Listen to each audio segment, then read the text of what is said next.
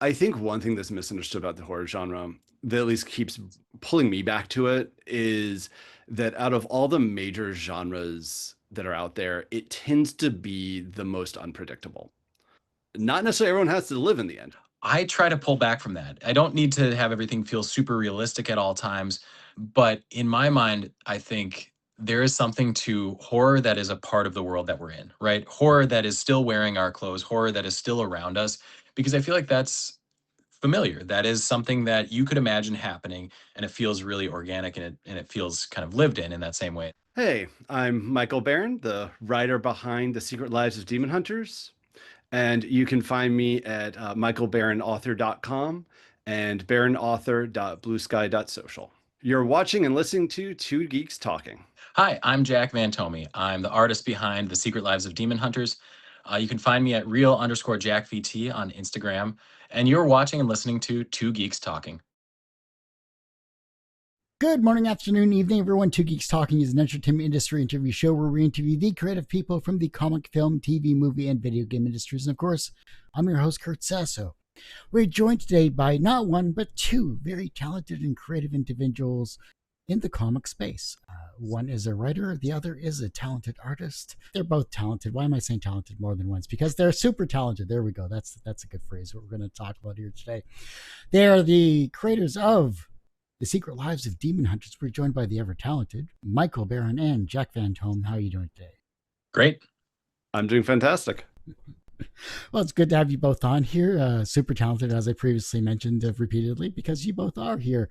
For those that don't know anything about yourselves as creative people, though, tell us who you are and what you're bringing to Two Geeks Talking today. I can start out if that's fine. I'm Michael Barron. I'm a writer and librarian living in the Baltimore area. And what I'm bringing is a one-shot horror comic, The Secret Lives of Demon Hunters, which follow a married couple who moonlight as demon hunters. And over the course of one evening during a seemingly routine gig, they face an entity that makes them question not only their battle against the forces of evil, but their relationship with each other. And for my part, I'm Jack Van Thomme. I'm the artist on The Secret Lives of Demon Hunters. And I'm helping tell that story in a visual way that I hope is compelling and interesting, taking a lot of the ideas that Michael put um, into his script and turning them into something that, has that visual element that we all come to expect and, creates the tension that his storytelling really does. So, how did you two meet? I hired Jack to do a short comic called Patch's Rebellion about a teddy bear that rises up to rebel against his cruel 4-year-old owner. I later on was working on my first full-length comic, which was The Secret Lives of Demon Hunters, and I made the mistake of hiring an artist who is not Jack. And we were this close to the finish line, just a few more pages left to be illustrated when I found out she was using AI. Yeah. And I, cut everything and canceled the project for a couple months. Licked my wounds, and then I decided, hey, Jack is such a great artist. Why didn't I go with him in the first place? And yeah, for my part, again, Michael may have made the mistake once of reaching out to someone who brought AI to the table in place of kind of that authentic natural art. But then he made the mistake of reaching out to me again to do another story after I brought stuff to Patch's Rebellion. Really had fun working on that project with him. It's a really cool, well-told story. It's a much shorter one, which is the way that I think a lot of comics creators find each other is anthologies are a great place, especially to tell a shorter form story. And it's a testament to Mike's skill that he has started off with some of these shorter stories to build up that ability and that narrative backbone that informs The Secret Lives of Demon Hunters. And then I love to draw. Behind me is a wall of paintings and things like that I do. I just love to try to tell stories visually as much as possible, and then where I can bring them to people who have interesting stories to tell, I'm more than happy to do it. And so this has been a real pleasure to work on this story with Michael. That's awesome. Yeah, I am curious though. The Secret Lives of Demon Hunters, the title in itself sounds spooky, it sounds thrilling, it sounds, a little supernaturally, if I can say that as well too. But if someone only hears the title, The Secret Lives of Demon Hunters, what's the wrong impression you most want to correct about what this book really is? Oy. Well, the secret lives of these demon hunters is their own personal business, where throughout the story we kind of go back and forth between them being people who, I mean, it's there in the title, they hunt demons, but also they're a married couple dealing with their own personal demons. I think, so this would be like a wrong impression of the title would be if someone came away with thinking that this was only blood and gore. I mean, don't get me wrong. There is demon action in this. There is some blood and gore going on, but I think the mistake would be that it's only that. Yeah. And I think there's also you could imagine someone seeing that Secret Lives of Demon Hunters and thinking it's almost a monster of the week kind of a setup, Yeah. right? That, there's certainly a routine to what they're doing, and you hear that come out in the dialogue and the way that they're written. But I also think so much of this is about that kind of a critical juncture, a critical moment that occurs, not just as a part of the job, but as a part of the relationship that comes out on the pages. And that becomes very central to what the rest of the story is too. And I think that was a fun thing for me. It's not just blood, not just gore, like Mike said, but it's also these interior lives and then how all of that comes crashing together. I think, people might expect it's very rhythmic in a certain way, and I think it has a different cadence than they might expect. Mike, when you were writing this particular script here, though, you must have gone through various drafts and various concepts and ideas before you honed in on your actual final story here. What was it from the first initial draft to your final draft that changed the most for you as a writer? Well, on the surface level, it was a lot shorter. This is originally going to be just another short. I was actually going to be putting this together as an anthology that was going to include Patch's Rebellion. This is before like Jack even got on board with that. But I was having different people read it over, and they kept saying, "Hey, I really like this couple.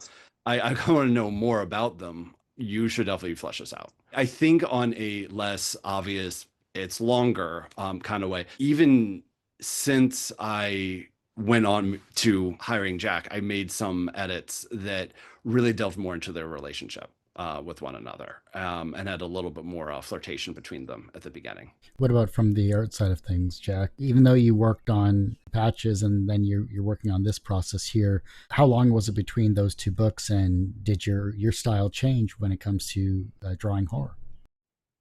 Yeah, definitely. I kind of pride myself on being a student of many different styles. And that oftentimes means I'm not an expert or a master at any of them. And that's okay. We're all learning and growing in our craft. And that's kind of the point of it, right? No one is at the pinnacle. And even the best person out there still wishes they were better than they are.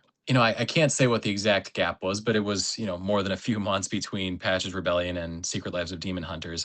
Not just the way that I draw, but also the way that I approach storytelling, right? So with Patch's Rebellion, it has a little bit more of a comic, like in the comedic sense, not youth oriented, but still a youthful playfulness to it, right? It's about a teddy bear who rises up against his master, and it's just an interesting thing.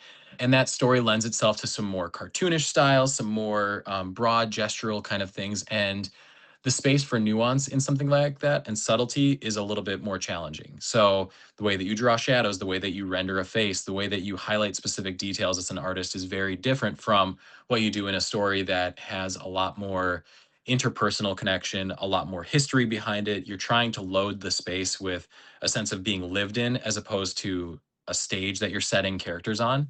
And I think that's one way that I've changed a bit in that time. And then beyond that, just the simple openness to trying different styles and trying to adapt and evolve my approach to each story has been, that's kind of a lifelong journey, but it's certainly something that has grown along the way from the first time that Mike and I worked together to now. The one thing I found interesting, especially on your Kickstarter campaign, I do want to touch on that a little later here, is the Scott Snyder quote. That the fact that he highlights the personal stakes and admitted to a twinge of envy. When you first read that blurb, though, how did it change the way you thought about your own work as a writer? Um, I was not expecting the word envy to be in it. I was literally standing in line at Chipotle when I read that quote, just kind of being like, "Oh, what's in my Gmail right now?" kind of thing. And when I opened that up, I was just kind of really flabbergasted and, very delighted to get that quote from him. I mean, I think it's a quote that also like he's read the whole script. I mean, he's read the whole comic. And I think it's just a situation where he definitely got it that this is horror that has obviously life and death stakes, but also a deeper personal stake. And I think that that just kind of like sums up the spirit of the comic in general. It's also got to be a good pat on the back for a creative person like yourself as well too, because for the most part, the imposter syndrome sets in, or you have a bad day. Is this one of those things where you're going to throw it onto a T-shirt and it's going to be like your mantra, your inspiration for future projects? I mean, it is something that I am definitely going to return to. There are moments throughout my life where I'm like, okay, next time I'm just feeling down on myself and my art and everything. Remember this moment. Definitely remember the Scott Snyder quote. Like, remember such and such award in college for like a play I wrote, that kind of thing. All artists and people in general need these like moments to keep in our back pockets to kind of pull out when the clouds come rolling in. And then, Jack, from an art perspective here, when you looked at the script and you were working through the Secret Lives of Demon Hunters here, was there something that just jumped at you from an artist perspective where you're like, this is exactly in my mind, this I have to draw this right now? Yeah, I mean, there's a character that sort of spoiler alert, a sort of monstrous entity that comes out, and I really enjoy drawing things that feel sort of organic, feel real, feel weighty in the world. And the way that I think a lot of people draw monsters is they draw sort of the scariest, most teeth they can possibly imagine. And I try to pull back from that. I don't need to have everything feel super realistic at all times. But in my mind, I think there is something to horror that is a part of the world that we're in, right? Horror that is still wearing our clothes, horror that is still around us, because I feel like that's familiar. That is something that you could imagine happening, and it feels really proximal to you, and it feels really organic, and it feels kind of lived in that same way. And so when I started to read those scenes where there was that intensity in this, this particular first interaction, that's what really got my mind going and thinking about how can I bring this character to life in a way that feels both scary but also feels, too familiar, too close to home. So those kind of things stand out to me a lot, and the way that Mike writes allows me to do a lot of that while still staying grounded to, the rest of the setting is still pretty natural while this one element is kind of jumping out as supernatural. And I'm so glad you totally got with your illustrations. You totally got spot on where I was going with this script. Right. That's my little mantra now too. Is when a writer has something in their head, I mean, there's a reason they're not an artist, no offense. But they have to write it down and I have to translate that. And so if I ever get that feedback of like, this is exactly how I pictured it in my mind, I'm like, that's perfect. Means you're a good enough writer to translate, to have something that I could translate onto the page. That also means the money's on the dresser so you can see yourself out, right? Right. Yeah, exactly. Get out of here. You're good. You're good. No, we still have to chat with Kurt. The horror genre can be easily misunderstood, especially for people that don't follow the genre itself, especially people that come to your table or whatever the case may be. Maybe you're just talking to people in passing. What is it about the horror genre that's misunderstood that you think people should really take the time to read The Secret Lives of Demon Hunters and that will surprise them? I think one thing that's misunderstood about the horror genre that at least keeps pulling me back to it is that out of all the major genres that are out there, it tends to be the most unpredictable. Not necessarily everyone has to live in the end. And no offense, I love all genres for the most part. I love all genres. This is not me bashing other, but generally like an adventure or space opera, you kind of have an idea for the most part where this is going. And sometimes that's great. That's what you need. But I keep going back to horror movies and horror comics in particular because there's this one moment in the movie Barbarian where it cuts from something truly horrible to something very light and sunshiny. I don't want to give anything away. And I just remember my brain doing a twist where I'm like, where is this thing going? And I can list like a whole bunch of movies that I've had moments like that, and as well as comics that are horror. And I think it just leans into this, like, I don't know where this thing's going, but I'm really excited to go along for this ride. Bring her back, definitely. The stick with Zach Kreger, weapons, definitely has like moments that are like that. What else? I would even say a few of the Screams have moments, particularly with the best of the killer reveals in the Scream movies. It is very much like, okay, where are you taking me right now? I think in line with what Mike had mentioned, right, that horror can be really unpredictable in a lot of ways. Weapons is a great example here. There's a lot of moments in there that are pure comedy. They're just Oh, yeah. goofy, silly, interesting. I'm really looking forward to the new Resident Evil movie because I imagine there's going to be a little bit of that attitude in there too.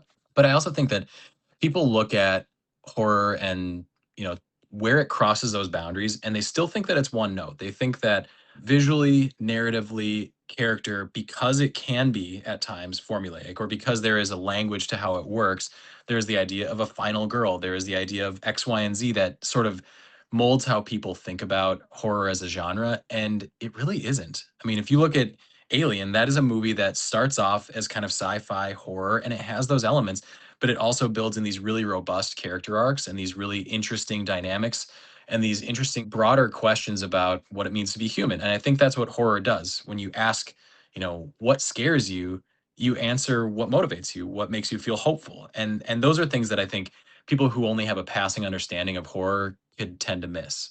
Mm-hmm. I almost kind of feel like this might sound like a really weird thing to say, but horror is almost like cilantro, where there's almost sort of like a switch in some people that's on and in other people it's off. Some people just totally get like the humor and the beauty and like the intelligence of it.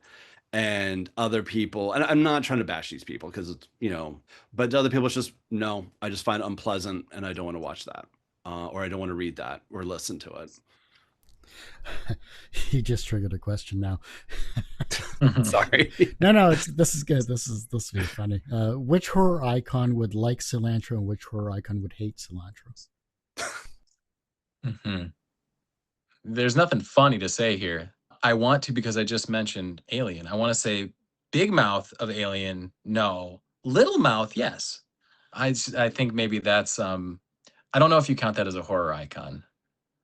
No, yeah, definitely. Okay, well, I don't know. Some people are like, that's sci-fi, whatever. Jason's mom, right? I mean, one of those you feel like is probably makes guac with cilantro, cuts the avocado in the right way, cuts into it, does the all of that stuff, puts the cilantro in, feeds it to Jason. He does not like it, and now he's out for vengeance. I feel like that's probably what's happening. I feel like Hannibal Lecter, definitely cilantro. Mhm, mhm. Clarice Starling, probably less so, not so much. Yeah, she's from the South. She would definitely not even know what cilantro is. Yeah. That's just weird parsley, and and based on his other culinary preferences, perhaps she doesn't want to see where the cilantro is going. I get that. Yeah. Will Graham, probably take it or leave it. He'd be in the Right. middle. Yeah. Yeah. This is great.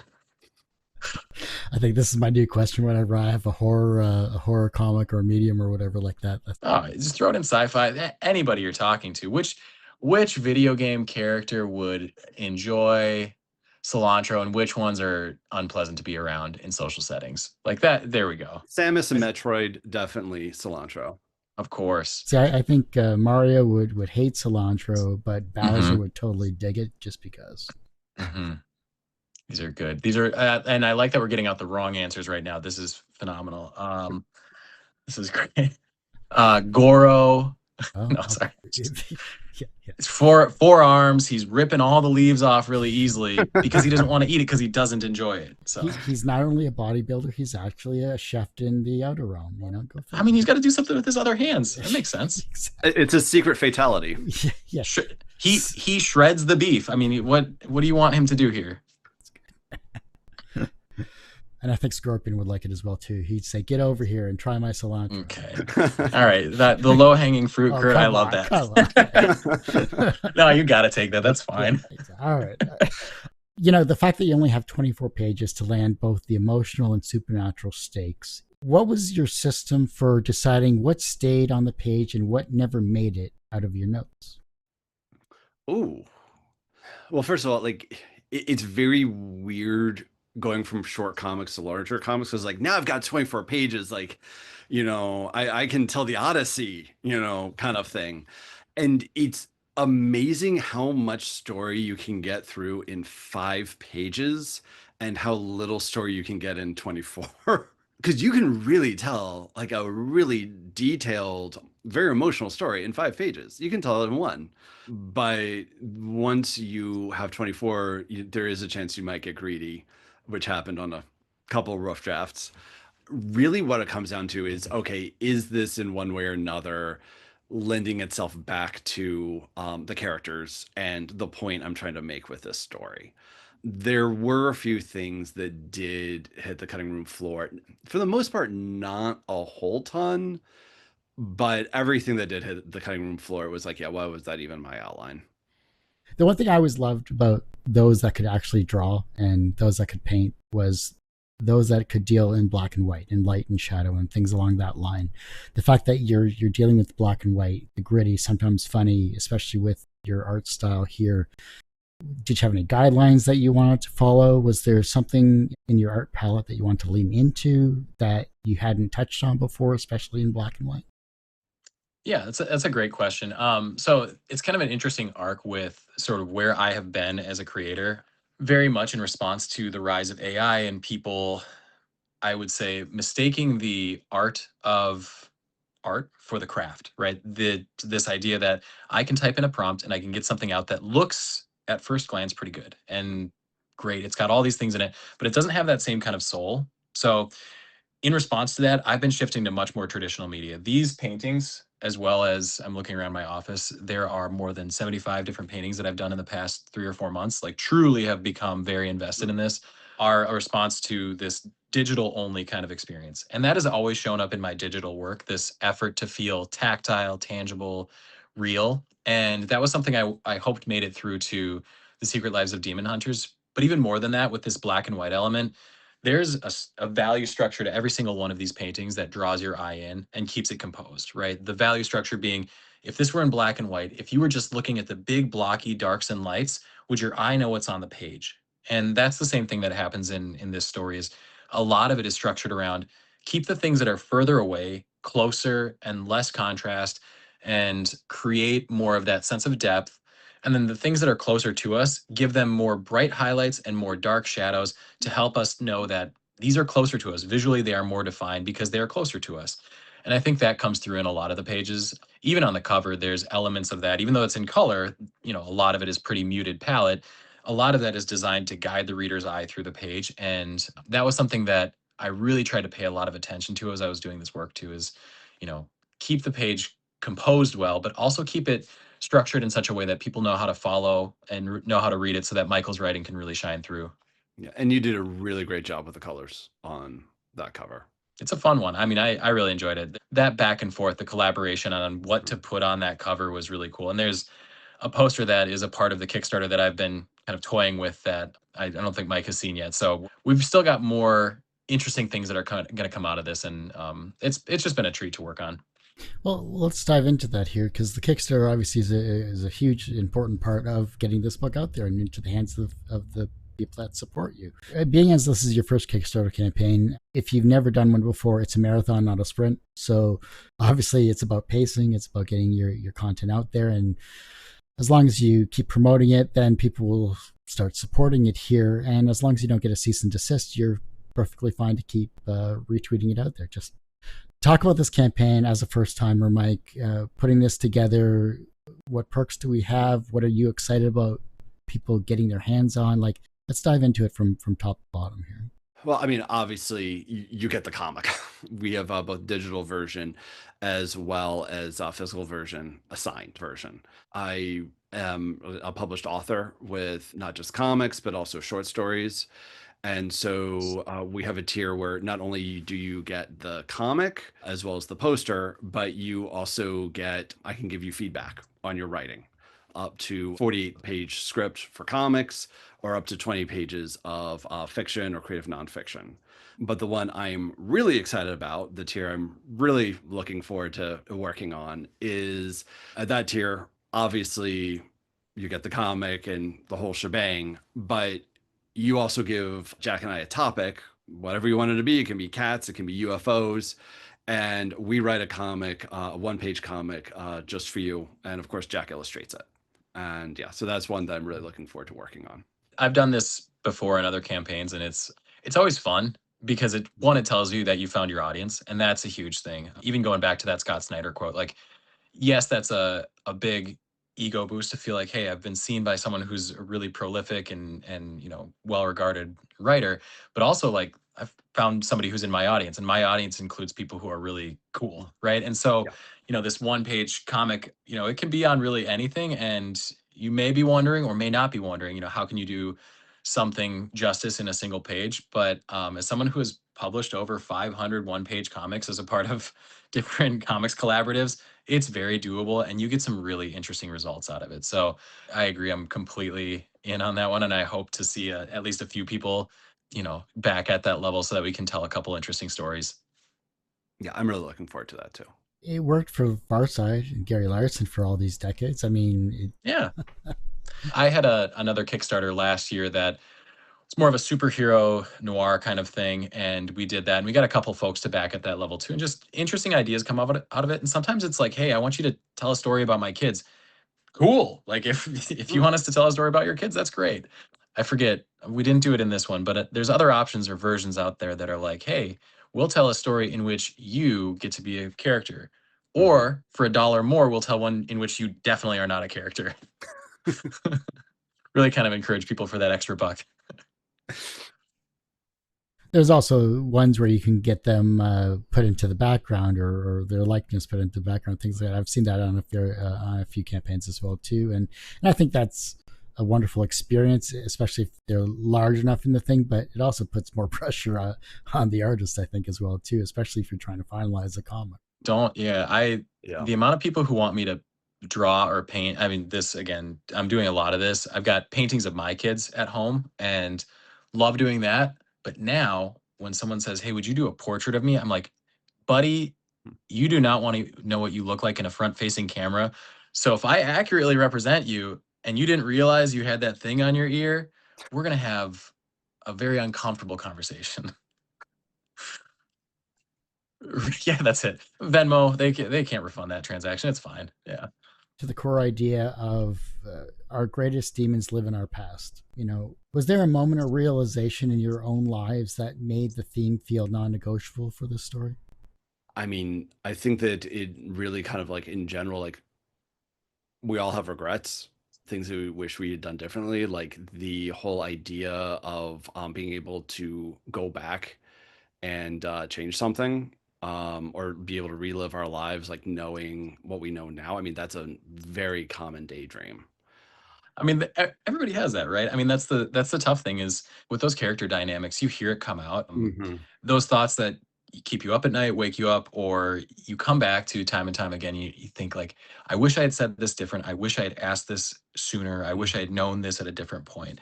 You can put all those conversations behind the paywall, right? We can all talk about that kind of stuff, right? But there are all those moments that we have where we're like, how would things have gone different if I had changed, right? Those kind of basic regrets that we all have are really essential here. And that's one thing that makes it feel so relatable is that these are stories about individuals who go through life just like all of us do. And they're doing something that's supernatural on the page, but everything else feels very normal, feels very rational. And that makes it so compelling to read and frankly, really difficult to draw at times when you're trying to draw these subtle interchanges where it's like a couple that is going from a normal conversation about hot sauce to like more of a pitched argument about things that have happened in the past. That is a subtle emotional shift to draw.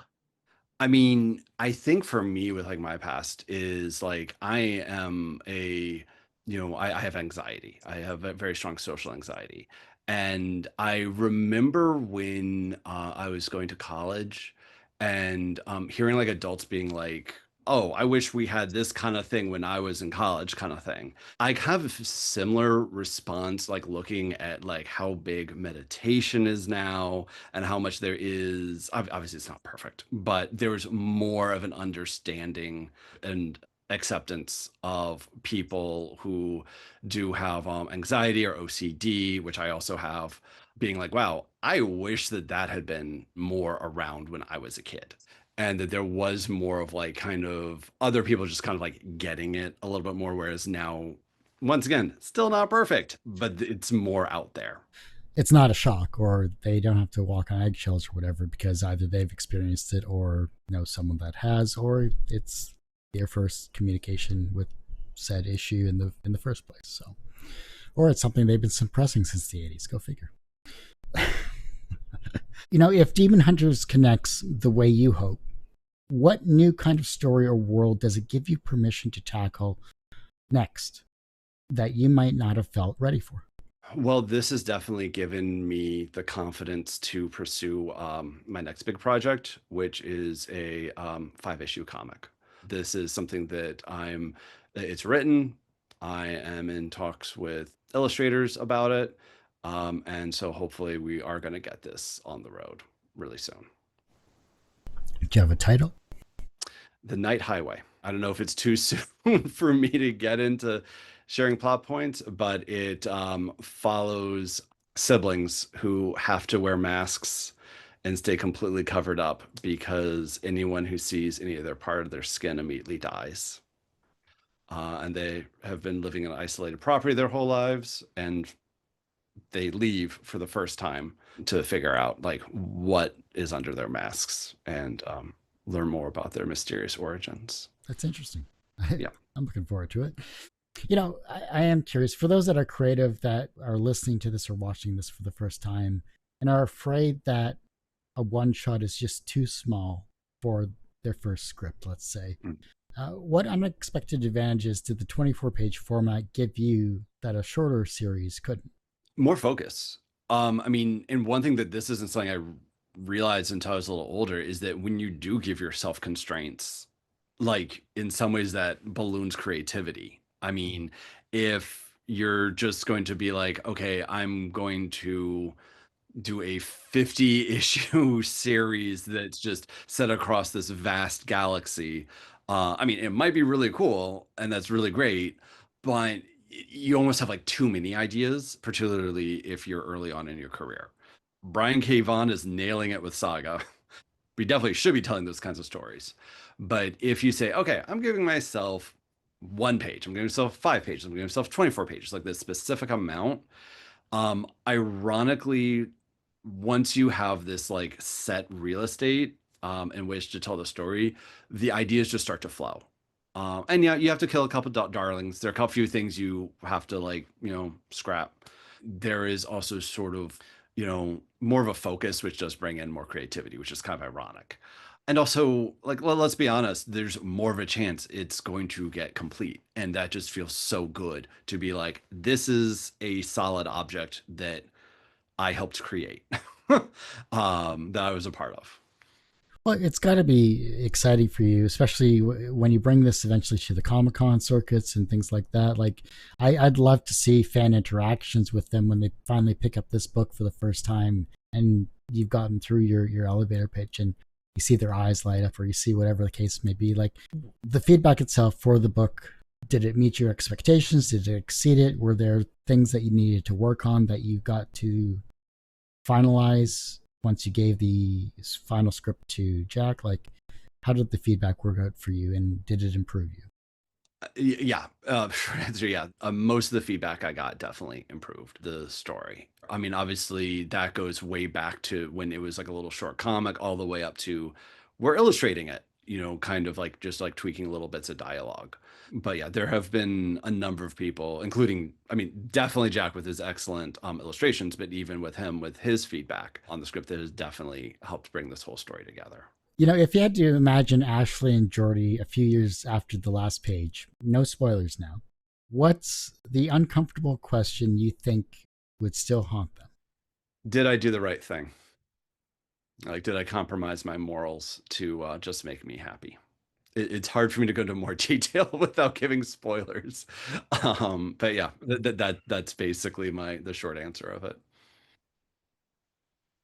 Like every great comic book story, there's always the main protagonist, and in this case, you're the protagonist for your own life here. What was your origin story when it came to not only becoming a writer, but becoming a writer of comics? I hope I'm the protagonist.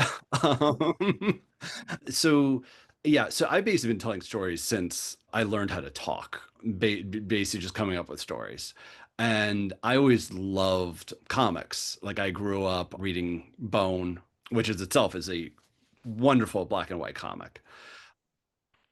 I never really considered doing it myself, writing comics myself or anything until a few years ago. We'd checked out like this horrible movie theater, like kind of blow up screen thing out of the library where I work. We were setting it up to play like the original animated How to Train Your Dragon. I was literally moving our ugly yellow sofa down in our living room when suddenly it just struck me like a lightning bolt. Like, dude, why aren't you writing comics? And I almost dropped the couch. So literally the next day, I started looking into classes on writing comics. I found CEX, Comics Experience, where I started taking Introduction to Writing Comics, and that's actually where I wrote Patches Rebellion. That just kind of springboarded me into Demon Hunters. But as a librarian, I mean, you're surrounded by books, you're surrounded by comics. Now you're able to get comics in libraries. You know, back in the 80s and 90s, that wasn't always the case. So it's great to see the progression of free library and free mediums to be perused and to be read and to be, you know, to gain knowledge in. And I think libraries are an unsung hero, no matter what country you're in here as well too. But what is it about being a librarian where you get to see that next generation come forward with their books and their sparkle in their eye when they want to learn something? Well, first of all, let me just say, yes, if you're into comics, check out your library. Check out Hoopla. Many, not all library systems, but many do use that, and that has a huge selection of comics and graphic novels. I recently actually took all the volumes of trade paperbacks that I have checked out of the library, and I have, I think, 3 feet stacked high. So yeah, I have some. I should probably get to reading after this. But back to the next generation. I don't buy it when people say kids today don't read. I really don't. And I know, yes, the kids I'm interacting with are the ones who come to the library, but these aren't like stereotypical library kids. You know, a variety of kids come to the library where I work.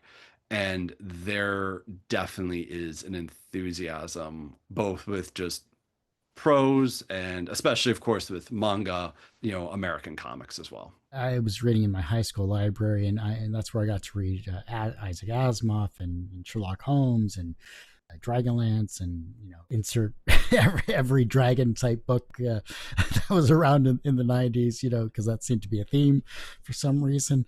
And then I'd go to my local public library, and I always remember this, Mrs. Clifford would point me into different prose sections, whether it was mystery or sci-fi or fantasy, or I wouldn't have enjoyed reading as much as I did without like that type of guidance. And I think that's wonderful to see. So For me, the book that did it was The Devil's Doorbell, which is not a popular book at all. I just randomly pulled it off the shelf. And I feel like it was a little ahead of its time as far as like YA darker themes and stuff. I didn't think of myself as a horror fan, but I kind of like stuff in that direction. And it was by Anthony Horowitz, who later on, I think he created the TV show Foyle's War. And he did the Alex Rider series. And he then rebooted this series as like, I think the new title of the book was Ravensgate. So it's like a similar plot. But yeah, I literally have found the book, bought it online like several years ago, and I have it on my bookshelf back there. But yeah, it was just the book that 10-year-old me needed to read. for me, I was up in Toronto at a used bookstore. That's where I got the first 3 issues of the Dragonlance series, and that's how like original covers, the whole bit, like pretty amazing. But I realized, I was just sharing a moment ago, I realized that I wanted to write comics while I was moving a couch. So Oh, I don't Interesting. know if you had any life-changing revelations. No, Oh, I mean, okay. to be honest though, I don't know if this was related to the question you asked at all, but like my mom was an upholsterer, and so during the summers I would go with her all the time to deliver couches, pick up fabric, and part of that is like picking up fabric supplies and sewing needles, all sorts of stuff like that. And that would be like Joanne Fabrics or wherever, and RIP. And part of that is like art supplies are there, and so you pick up art supplies along the way, and that just, I mean, that has become such a undercurrent for me. It just, it works. I was going to say, do you have a favorite color palette that you enjoy working with? Yeah, I mean, that's a good question. It sort of depends. I mean, that's the cheapest answer out there. I do a lot of sort of natural kind of things. I tend to lean more towards like greens and blues. I like those to be sort of natural. They're like phthalo blue, phthalo green are very intense colors, but I like to mute them, and you kind of pull out the natural tones from doing that. I tend to think that a limited palette is better. That seems like a universal truth for a lot of people. But my biggest thing is when there's a color that is meant to be significant, when there's an accent or something like that. There's this guy up behind me. When I want that color to pop, I know what I need to do around it. And so my big thing is when I'm constructing a color palette or working with something, I know where intensity needs to be. And I know how to get that to, work, is to put muted colors around it, is to contrast it with something else. So long way of saying not really with a particular palette, but much more intentional about how you use temperature, how you use chroma and things like that to really represent what you want. I think that was one thing I found interesting about learning about light, shadow, and monochromatic color schemes in terms of various diptychs we had to do in art school. You found a color that you liked and you kind of stuck with it for like the first year of painting, or you kind of decide, oh, I'm going to go, choose the next one down the color wheel and things like that or whatever. And I think that harkens back to the ability to understand yourself a little better as an artist. Like if you love a color, then you're going to gravitate towards it. But when you're dealing with, say, like Indian ink, or when you're dealing with pen and nib, or when you're dealing with stippling and things along that line, and shading with just lines, like that's an art into itself. But especially for a black and white comic here, did you draw upon those subtle strokes of the pen, so to speak? Yeah, definitely. And I do have a quick answer to that favorite color kind of a thing.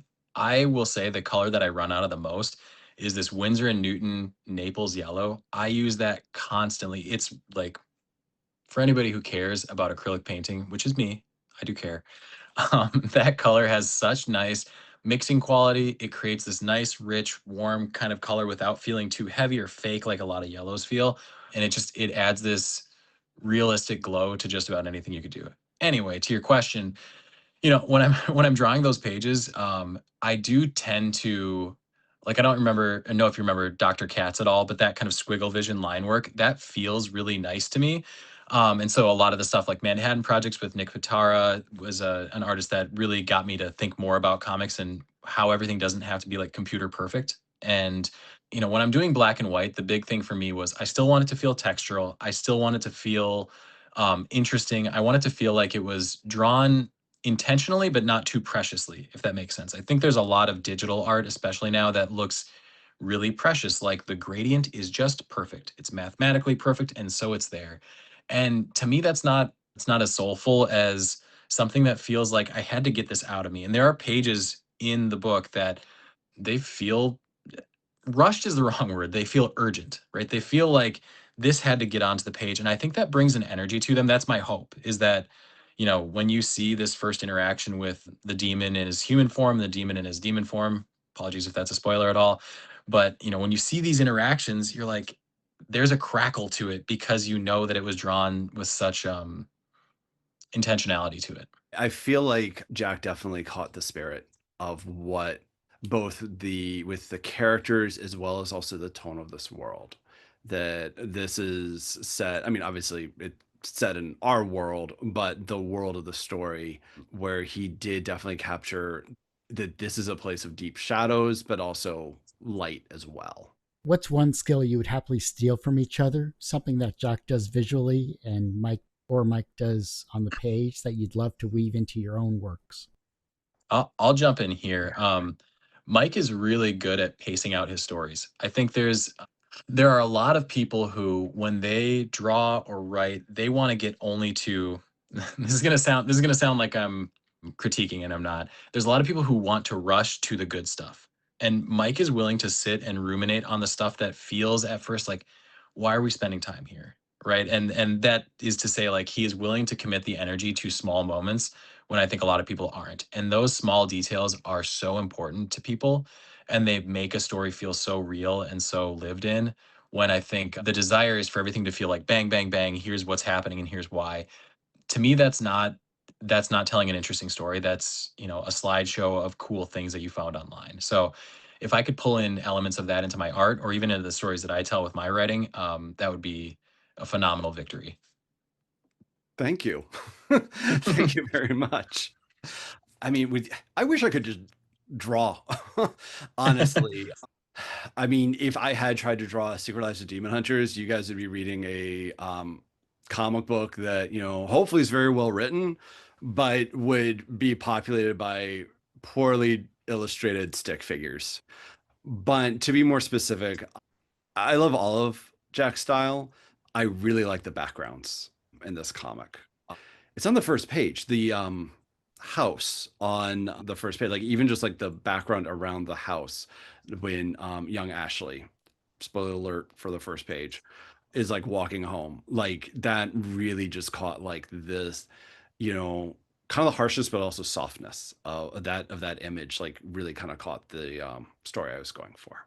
The big things that matter to me, as an artist and just somebody talking about comics, is like I care about telling an interesting story. And Mike and I have had a lot of conversations about, is this something that we want to get into the hands of as many people as possible? Is this something that you want to find the right audience for? And I always appreciate Mike's answers to this. Like, it's about getting it to a large audience. It's about getting it to people that should be reading it. It's also about like being true to the audience that we want to have. I always tell people, like, I draw for an audience of one, and that's me.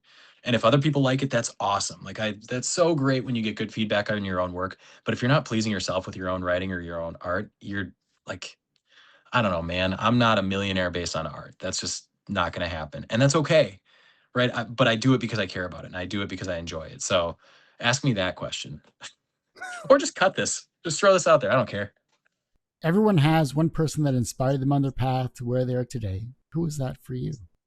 I think I already mentioned Bone, but Jeff Smith, who did Bone, that was the first comic series I ever really got into. And the way it starts off being like a not really Looney Tunes, but they're the big predators versus the little critter and like, all that stuff, but then turns into this huge epic story.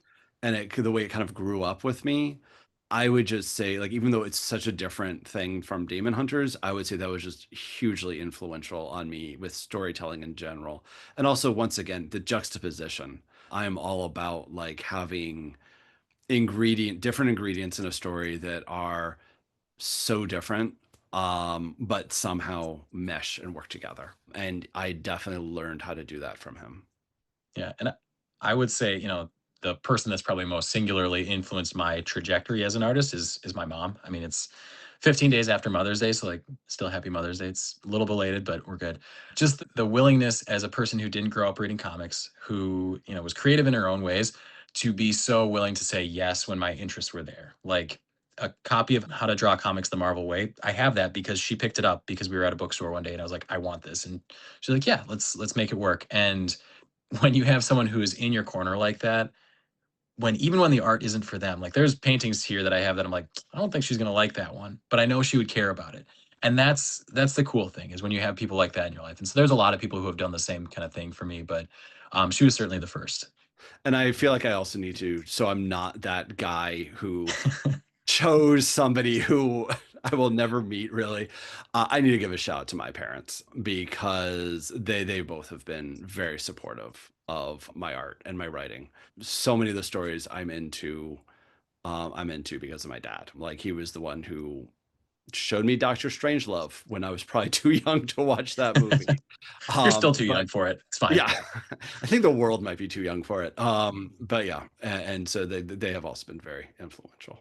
And just so I'm on the same page, hi, Mom. Thanks for supporting me through all my career, even though you didn't understand why I dropped a 20-year IT career to go back into visual arts and film. But I appreciate you. Love you. Thank you. Anyway. That was an awkward conversation. That was beautiful. I love it. That was good. I'm sure that the ones and zeros worked out, right? Sure. Yeah. Yeah. I mean, I quit my job at a financial company to work part-time at a library. So, I'm now full-time, but yeah, the other awkward conversations. Yeah. Trust me. We're all there. We're all in the same boat. Next question. From a professional standpoint, you are both successful creative individuals, from writing to art. And the fact that you have Scott Snyder's approval is even a bonus in your feather in your cap, and your beautiful work that I've been staring at constantly. Makes me want to pick up the paintbrush once more there, Jack. So from a professional standpoint, you both are successful. Do you consider yourself personally successful? Yes. I mean, yeah, you got it right. You can go first, Mike. Do I sound like I'm full of myself if I just say yes bluntly like that? Of course, yeah. No, we're all upset with you. Yes. I have a job I love, and I have art I love. I have a wife I love very much, and I've gone on many amazing adventures with. We've run 6 marathons together. I have 2 cats who I think love me, As much as cats can. It's hard to tell with cats sometimes. But yeah, I would say personally, I am very successful. I'm a very lucky person. Yeah, and I mean, it's hard to say no to a question like that when you think about, the odds that are stacked in your favor. There are a lot of people who don't have the opportunities that I do, who, society is set up to not give those same advantages to. And so for me to look at that and to say, I'm not successful. There are things that I would wish I were better at. There are things that I wish were different or would be changed. All those kind of things are present. But the thing that makes me feel like I'm successful is the ability to step back from that and say, but there are things that I enjoy. There are things that help me get through. There are things that help me cope with the things that are challenging. And when you have tools like that at your disposal, that means you've come a long way. So, from a personal standpoint, I definitely feel like I have some success behind me. Yeah. I mean, you just the things you hear about going on in the world where I'm like, why have I ever complained about traffic? Like, Right. That kind of thing.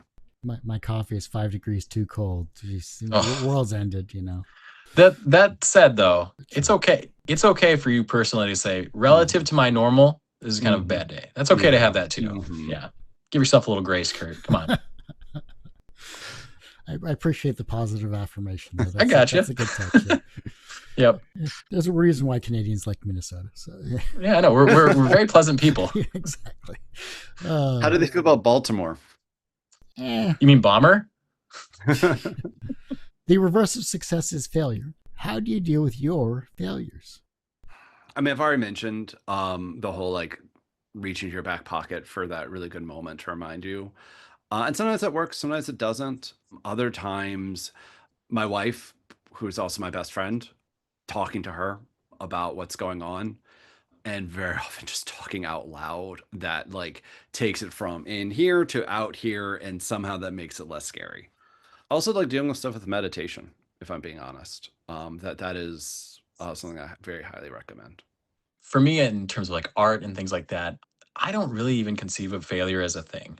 I mean, that sounds silly, but I was fortunate enough to take art classes in college alongside my other, degree work. And I had a professor who, phenomenal. She was a 2D artist, and she just made the point of, everything you do, every mark that you make is a part of drawing. So you could draw in any way with whatever tool, however you wanted. She just didn't care because it didn't matter, because at the end of the day, you're making a mark. And the way she explained it was, your style, which I think a lot of amateur artists are they're trying so hard to find and define a style. They just want to look signature. And she explained to this class of 20 somethings who are trying to figure it out themselves, that your style is everything that you make as a mistake that you couldn't stop making. So every mistake that you couldn't stop making over the course of your career, every chunky finger that you drew that you couldn't stop drawing in that way, that is your style. So it's not a failure that you don't draw a finger perfectly like Michelangelo or whatever. That is a part of you. And yeah, it may change over time, but that mistake is actually so fundamental to defining you. So as an artist, how do I deal with mistakes or failure? I don't. I mean, I own it. I live with it because at the end of the day, it's not like I'm going to look back in 10 years and say, oh, how far I've come. I'm going to be so proud that I was here when I was. Just that ability to contextualize your experience and your craft is so helpful. If I can just like kind of like add on with that, finding your style, that's one of those things where, I mean, I'm sure it might be different with visual arts versus writing, but it's almost sort of like the more you try, the further away, at least this is my experience, the further away it is, as opposed to if you just kind of relax and let it go, it's just like, okay, what am I getting with that if I just try to be me, kind of thing, and that can be very difficult. The younger generation is looking at your work and they're becoming inspired to be creative in their own way. And the fact that you have the younger generation with you, maybe you're inspiring them down a creative path. How can they inspire the generation that follows them? That's a really good question. Be themselves. I feel like that's kind of continuing along with what I was talking about before with finding your own style. But yeah, being themselves, getting influence maybe from those of us who've come ahead, but not trying to be us, if that makes sense. Read and learn and, get all of the ingredients, but kind of as much as possible learning how to, I guess it just keeps coming back to just being themselves and doing stuff that might offend or make uncomfortable my generation, but is like very true to them. Yeah. And I mean, the biggest thing for me, thinking about how generations after me will inspire future artists, is so much about how they talk about their own work, which is silly. It seems like, what do we mean? Like, I hear a lot of people who are amateur, who are, have comics under their belt, but they're, just starting out, they're just picking up the pencil for the first time in a really intentional way. And they'll say, my work is no good. Or this looks terrible. I'm just such an awful artist. When I hear people say that, it's such a frustrating thing because at some point, you will be further than someone who is behind you, than someone who's just starting out. And they will look at you and they'll say, that's the kind of person I want to be, or that's the kind of skill set I wish I had. Like Mike, you said, hey, I wish I could draw anything beyond a stick figure. If I were sitting here saying my work is terrible, and then you're sitting there looking at your stick figure, you're going to be discouraged and you're going to say, why did I even bother? Yeah. And I think that doesn't mean to be arrogant or unrealistic about your own work, but to be truly honest. To be a good self-critic and to be a good self-student is so much more important than this false sense of humility that we've been conditioned to choose. Being really candid about, hey, this is what I'm working on, this is why, but I'm still so proud of where I am. That is such an underrated take on your own work. And I think if generations past us are realistic in how they talk about their own work, we'll be in really good shape. Yeah. If your life was a comic book, what would its title be? And what would its soundtrack be? I mean, I do have a comic. It's a cover that I made one time, a long time ago, called Boy Man. And Boy Man is great. And that's probably just the name of it because the character that is on there being eaten by a monster, I'll send it to you, Kurt. It's great. Just a cover. He is being devoured by a monster that tells him that tomorrow is Monday. And he is lamenting the fact that he is going to have to spend time doing a job for which he is qualified and well compensated to do. Can you believe it? Right. So all of the little things that we choose to have gripes about that are totally valid, but in context don't matter at all. That would be for me. And you're talking to a guy who has an aggressive vinyl collection and a lot of music that he listens to. What would be on the soundtrack for that? I mean, you throw in some Nine Inch Nails. And it could be from 2005's With Teeth, one of the greatest albums of all time. Love that album so much. You could put in some classic punk. You could put in Dead Kennedys, Fresh Fruit for Rotting Vegetables, an all-timer. You could put in The Clash. Sandinista, great. Unfortunately, London Calling is still technically better as much as the genre-defining Sandinista is. Anyway, you could put a lot of that kind of stuff in there. But I think you would have to put in some very indignant Rage Against the Machine as well, just to kind of round it out and let you know that Boy Man is not taking any grief.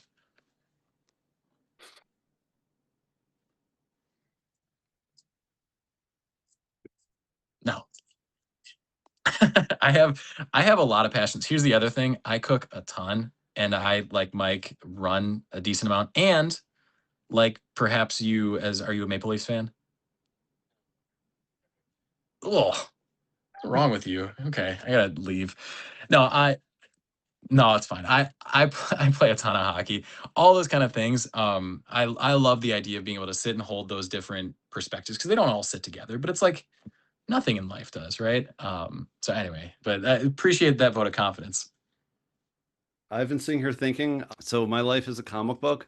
I think the title would be I Swear I Did That on Purpose. And as far as soundtrack goes, I'm just going to say right now, my answer is not going to be as good as Jack's. But the initial thought that popped in my head was, what is that song in Caddyshack? I am not going to sing it. Why not? It's known for, you don't want to hear me sing. I'm all right. You know what I'm talking about, right?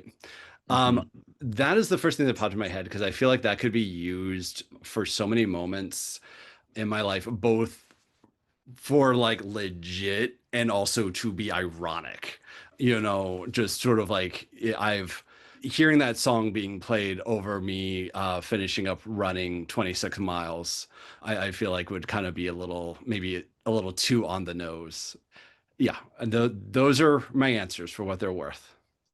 I was going to ask then, because you're both runners, you must have an extensive playlist, like just to get you through from mile 1 to mile 26, right? Podcast, baby. Podcasts are impossible to run to, except for me. I'm sure, Mike, you have a pretty long training regimen for all this stuff, but I run very similar routes every single day. It's obnoxious. And I have like 1 or 2 podcasts that have 2 episodes each a week. I'm like, I don't know, these episodes are an hour and a half long. I guess I'm running for an hour and a half, and we just go. It's great. Do your neighbors also know you as like the running guy? Like, yeah. Unfortunately, yes. My friend, she's that way, who helped me move on the couch, is a gym teacher, and she's lovely. And every day when I get back from my run, she asks me, how far did you go? And I tell her how many miles I ran. And then she says, are you proud of yourself? And I say, yes, I'm proud of myself. So yes, they know me as the running man. It's great. Yeah, we definitely have like neighbors who are like, yep, there go that running couple, like, you know, holding hands. Well, I do hate to say it, Mike and Jack, but that ends this particular episode of Two Geeks Talking. Thank you both so much for being on the show. Thank you for having us. Yeah, thank you so much. It was a pleasure chatting with you, Kurt. For those that want to support you, and of course, where is the Kickstarter campaign, everything like that, tell us the whole spiel from start to finish as to where we can help fund this amazing Secret Lives of Demon Hunters. Kickstarter campaign started June 16th. You can definitely find the links to it on michaelbarronauthor.com, my website. It's front and center, as well as me on Blue Sky, Barron Author. And you can find me over on Instagram and check out all my awesome stories about music and painting and all sorts of things that I post at real_JackVT there. And would love it if you guys would go check out the campaign on Kickstarter. It's a really fun one and well worth your time. We've got a lot of really cool tiers. Like I said, that ends this particular episode of Two Geeks Talking. You can, of course, find this interview and over 1,200 plus others, quite literally, I've lost count, since 2008 on our YouTube channel, youtube.com/TGT Media. The podcast you can find by searching Two Geeks Talking. That's TWO, Geeks Talking. .podbean.com or wherever you get your podcasts. And as I say every week, everyone has a story to tell. It's up to me to help bring that out. Thanks for listening and watching on Two Geeks Talking.